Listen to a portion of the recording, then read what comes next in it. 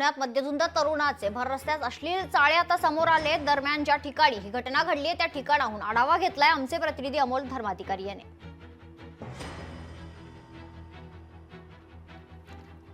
तर आपण या परिस्थितीचा आढावा तर घेणारच आहोत, मात्र त्याआधी विजय वडेट्टीवार यांनी या सर्व प्रकारावर ट्विट केले, पाहूयात। पुण्यातील शास्त्रीनगर चौकात मद्यधुंद तरुणाने अश्लील वर्तन केल्याची धक्कादायक घटना घडली आहे। जागतिक महिला दिनाच्या सकाळीच घडलेल्या या प्रकाराने पुन्हा एकदा शहरात महिला सुरक्षेचा प्रश्न उपस्थित होत आहे।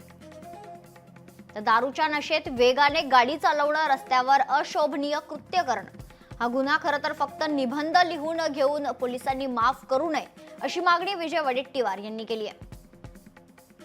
आरोपींवर कठोर कारवाई करावी। दिवसेंदिवस पुण्यात महिलांची सुरक्षितता धोक्यात येत आहे।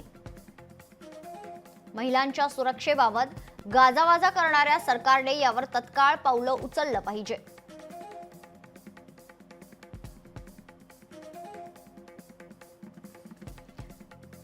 तर खरं तर अतिशय किळसवाणा हा संपूर्ण प्रकार आहे आणि या संदर्भात आपण अधिक माहिती घेऊयात। आमचे प्रतिनिधी अमोल धर्माधिकारी या क्षणी आपल्यासोबत जोडले गेलेले आहेत। अमोल, अतिशय खरं तर संतापजनक हे जे कृत्य आहे ते आहे। खरं तर पुण्याची ओळख आपण जर पाहिली तर एक सुसंस्कृत शहर किंवा विद्येचं माहेरघर असं आहे आणि दुसरीकडे जर आपण पाहिलं तर क्लब, पार्टीज, नाईट आउट हे वेगळं कल्चर आता पुण्यात आपल्याला पाहायला मिळते। काय सांगाल?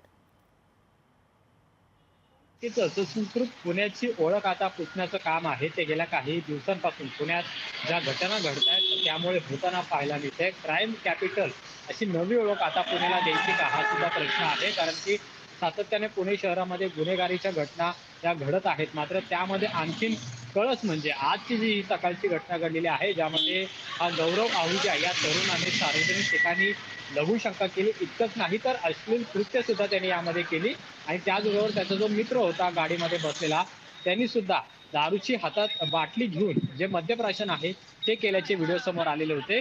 अगदी पहाटेपासूनच हे दोघे पार्टी करून खरं तर एका ठिकाणावरून दुसऱ्या ठिकाणी चाललेले होते। मात्र एरोड्यातील शास्त्रीनगर चौकामध्ये या दोघांचा एक व्हिडिओ सध्या सोशल मीडियावर व्हायरल झाला आणि त्यानंतर पुन्हा एकदा पुण्याची बदनामी जी केली जाते किंवा जी होती अशा घटनांमुळे ते प्रकरण सुद्धा पुढे एकदा समोर आलेलं आहे। आता पोलिसांनी या दोघांवर गुन्हा दाखल केलाय, पण अजूनपर्यंत पोलिसांना या दोघांपर्यंत पोहोचता आलेलं नाहीये।